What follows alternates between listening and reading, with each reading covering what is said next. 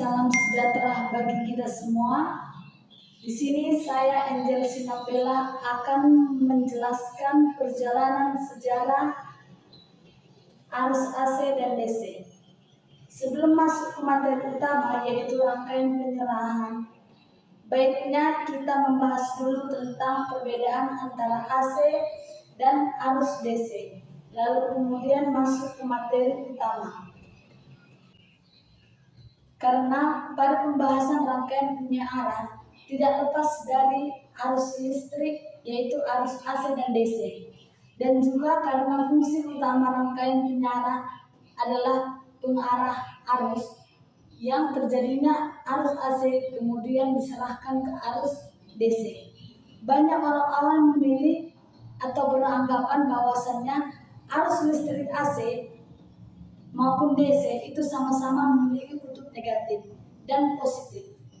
Suatu contoh, misalnya ketika mereka hendak memperbaiki instalasi listrik rumah satu fase jalur kabel yang dites dengan tes pen bisa menyala, itu adalah kutub positif, sedangkan lainnya adalah negatif atau ground.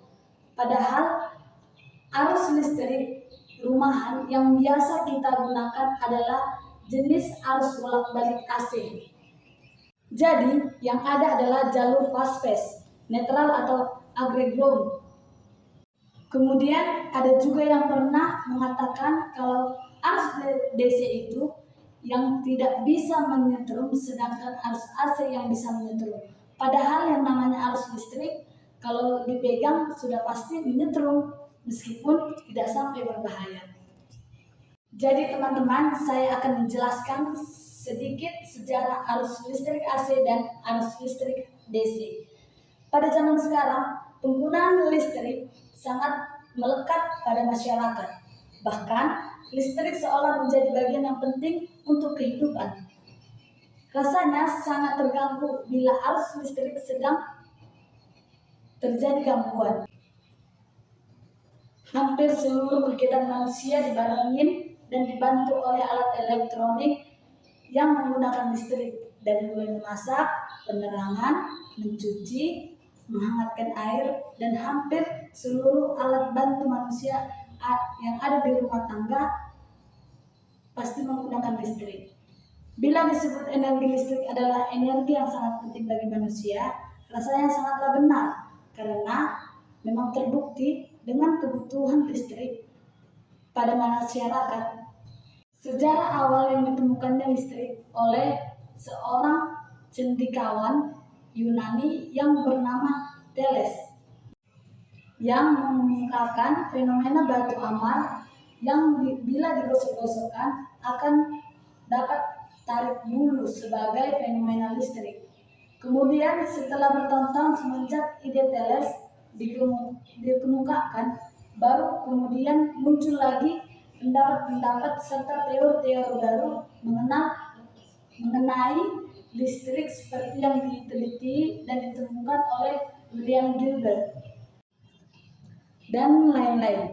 Dari nama-nama ilmuwan terbaik di bidang kelistrikan di atas terdapat nama-nama yang paling penting diingat, yaitu yang paling penting berpengaruh, yang memiliki jasa dan merupakan perintis dalam hal penelitian mengenai magnet dan listrik, ialah Michael Faraday,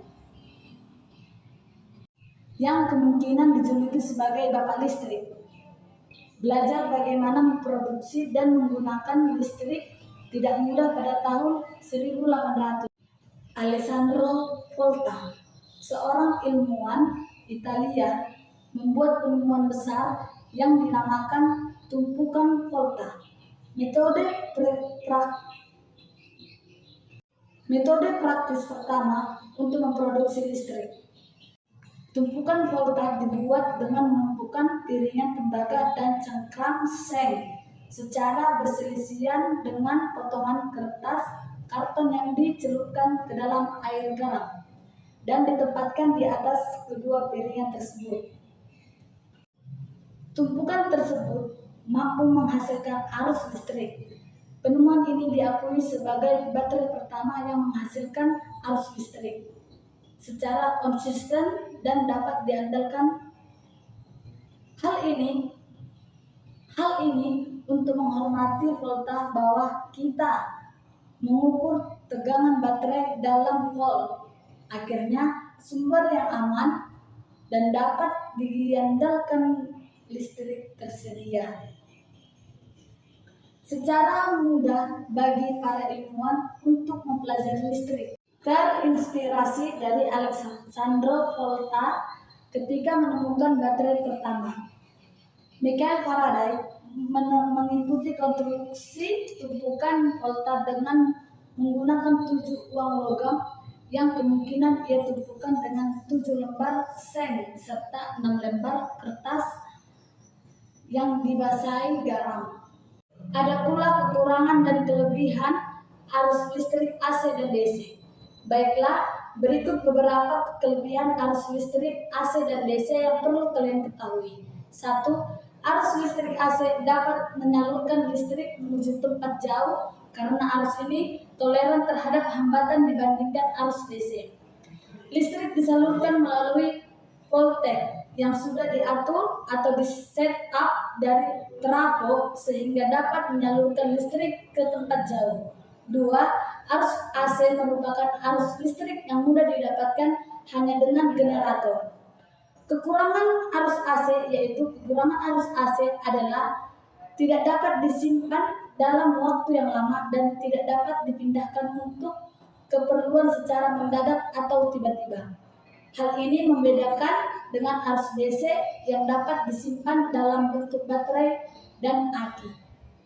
Ada pula kelebihan arus DC, yaitu kelebihan arus listrik DC yang perlu Anda ketahui yaitu dapat disimpan dalam waktu lama. Arus listrik DC biasanya disimpan dalam bentuk baterai, dinamo, aki, dan sebagainya. Selain itu, arus ini juga dapat diisi ulang sehingga mudah disimpan dan dibawa kemana-mana. Sedangkan ada pula kekurangan arus DC, yaitu kekurangan dari arus ini hanya digunakan untuk daya rendah dan tidak digunakan pada alat elektronik yang berdaya tinggi. Sampai di sini yang bisa saya sampaikan mengenai sejarah arus listrik AC dan DC.